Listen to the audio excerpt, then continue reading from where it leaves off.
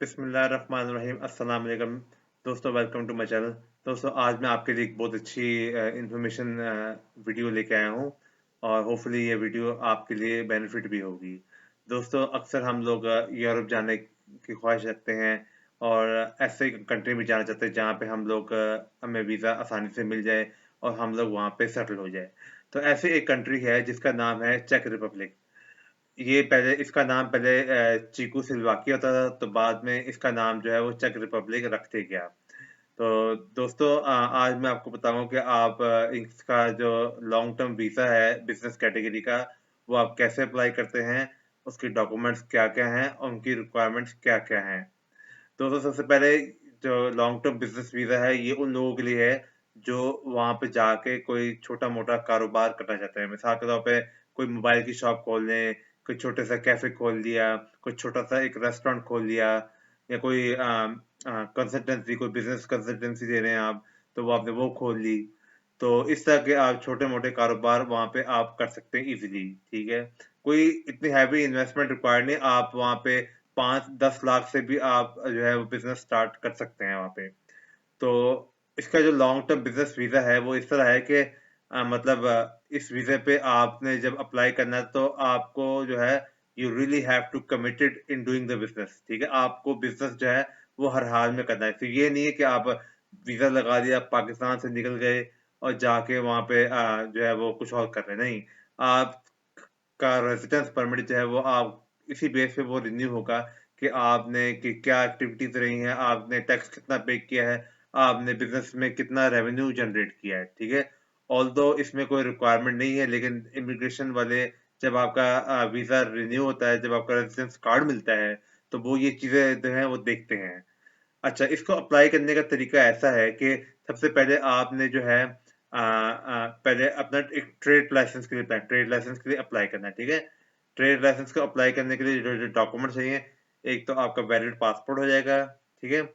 आपका एक वहाँ चेक रिपब्लिक में प्रूफ ऑफ एड्रेस, आपका पुलिस क्लियरेंस सर्टिफिकेट और एक आपकी पावर ऑफ अटॉर्नी, ठीक है? ये 3-4 गिने-चुने डॉक्यूमेंट्स हैं जो कि आपको चाहिए होते हैं। अच्छा, इसमें आपको लॉयर हायर करने की भी ज़रूरत है, क्योंकि जो आपने ट्रेड लाइसेंस अप्लाई करते हैं, जो लॉयर आपका करेगा, वो आपके बिहाफ़ पे आपका ट्रेड लाइसेंस जो है वो अप्लाई करेगा, ठीक है? तो इसलिए उसको ये डॉक्यूमेंट्स जो है वो सारे रिक्वायर्ड होंगे। जब वो डॉक्यूमेंट्स आपको ट्रेड लाइसेंस आ जाएगा, उसके बाद आपने अपने सारे डॉक्यूमेंट्स जो हैं, मतलब जैसे birth certificate, education documents, FRC, निकाहनामा, मैरिज सर्टिफिकेट और दीगर जो डॉक्यूमेंट है, पुलिस करैक्टर, ये आपने फॉरेन अफेयर्स से अटेस्ट करवाने हैं। फॉरेन अफेयर्स से अटेस्ट होकर फिर आपने इसको जो चेक एम्बेसी है जो कि इस्लामाबाद में है, वहां से आपने सुपर लीगलाइजेशन आपने करवानी है, ठीक है? सुपर लीगलाइजेशन हो गई, उसके बाद आपने इसको चेक लैंग्वेज में ट्रांसलेट करवाना है, ठीक है? अब चेक लैंग्वेज में ट्रांसलेट करवाने के लिए आप नेट गूगल में जाएंगे तो आप काफ़ी कंपनीज आपको मिलेंगी, आप उनसे रब्ता कर सकते हैं, आप उनको कह सकते हैं कि मैं चेक वीज़ा के लिए अप्लाई कर तो मेरे डॉक्यूमेंट जो है ट्रांसलेट करवाने हैं। तो वो कैसे बता देंगे आपको कि आप डॉक्यूमेंट हमें आप सेंड कर दें, पेमेंट आप हमें ऑनलाइन कर दें, तो हम आपके डॉक्यूमेंट जो है वो आपको ट्रांसफर करके आपको वापस कोरियर के थ्रू भिजवा देंगे।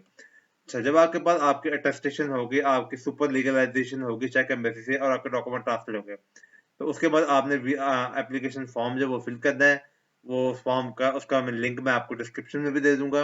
आप वहां जाके जो है वो फॉर्म जो है वो आप वहां पे फिल कर सकते हैं।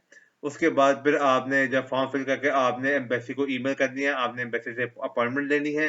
एम्बेसी की आपको फिर ईमेल आएगी, ठीक है? हो सकता है आपको हफ्ते या 2 हफ्ते बाद जो भी ईमेल आए, फिर आपने अपने शेड्यूल्ड अपॉइंटमेंट सारे डॉक्यूमेंट्स गैदर करके, जिसमें जो डॉक्यूमेंट्स आपके रिक्वायर्ड है, एक तो आपका है एप्लीकेशन फॉर्म, आपकी फ़ोटो, आपका पासपोर्ट एटलीस्ट जो है वो 2 साल के लिए वैलिड हो, आपकी जो है वो ट्रेड लाइसेंस, आपका जो है वो प्रूफ ऑफ फंड। अच्छा, अगर आप अकेले अप्लाई कर रहे हैं, तो आपका जो प्रूफ ऑफ फंड कम से कम आपकी 11 लाख, 11 से 12 लाख की जो है ना, वो आपकी स्टेटमेंट होनी चाहिए, ठीक है? और दो 10 लाख तो चाहिए, लेकिन मैं इसलिए ज़्यादा कह रहा हूँ कि अगर ज़्यादा होंगे थोड़े से, तो आपको फ़ायदा ही होगा, इसका कोई नुकसान नहीं है। तो बैंक स्टेटमेंट हो गई, ठीक है? लास्ट 3 मंथ्स की आप दे दें, बैंक स्टेटमेंट काफ़ी है। उसके बाद आपका अगला डॉक्यूमेंट है आपका प्रूफ ऑफ रेजिडेंशियल एड्रेस, ठीक है? वो भी आपको मैं डिस्क्रिप्शन, आपको वेबसाइट का लिंक मैं आपको दे दूंगा। आप उनको ईमेल, आप उनको एक फॉर्म फिल करें, अपने पासपोर्ट की कॉपी अटैच करें, अब वो आपको एक वर्चुअल जो है रेजिडेंसी कॉन्ट्रैक्ट वो आपको भेज देगा। लेकिन इसके लिए ज़ाहिर है वो आपको जो है वो फीस भी जो है वो चार्ज करेगी, ठीक है, जो कि 3,500 से 3,500 चेक क्राउन होते हैं, ठीक है, और एक चेक क्राउन जो पाकिस्तानी तकरीबन 8 रुपए के बराबर है। तो उसके बाद आपके पास ये आ गया, आपने अपनी अपॉइंटमेंट, आपने सारे डॉक्यूमेंट इकट्ठे करके आपने अपनी अपॉइंटमेंट पे आपने एम्बेसी जाना है। एम्बेसी वाले आपके डॉक्यूमेंट देखेंगे, आपके डॉक्यूमेंट चेक कर लेंगे, आपके जो है वो फिंगरप्रिंट्स ले लेंगे, और फिर आप अपने जो डिसीजन है वो उसका वेट करें, ठीक है।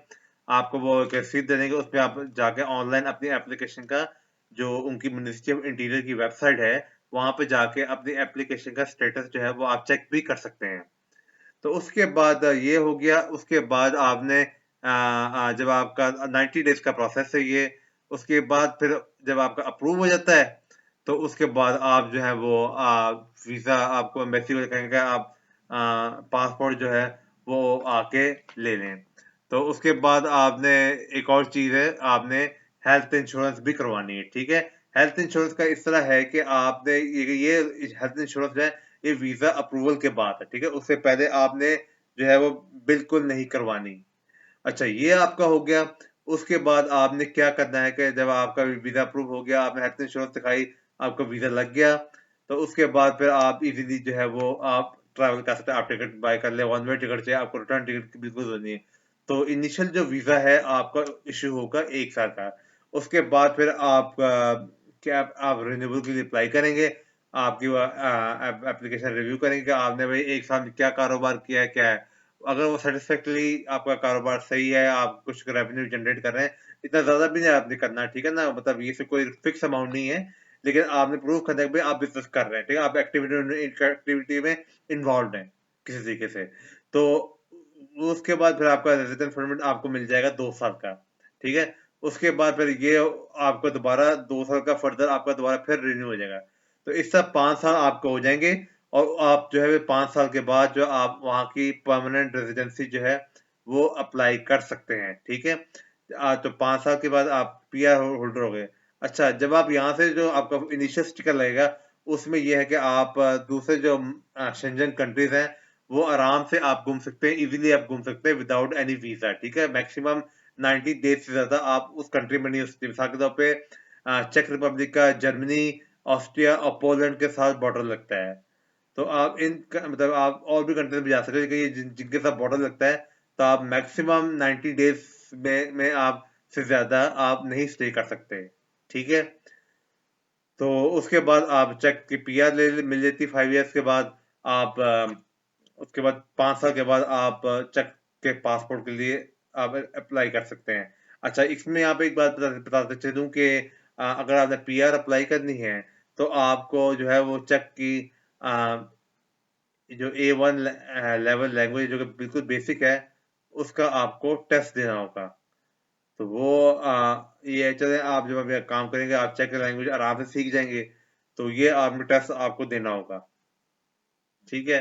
तो उसके बाद आपको वहाँ की सिटीजनशिप भी मिल जाएगी। तो दोस्तों, उम्मीद करता हूँ कि आपको ये वीडियो पसंद आई है। मेरी वीडियो को लाइक करें, कमेंट्स करें।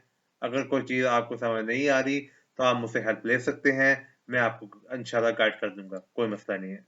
ठीक है, अल्लाह हाफिज।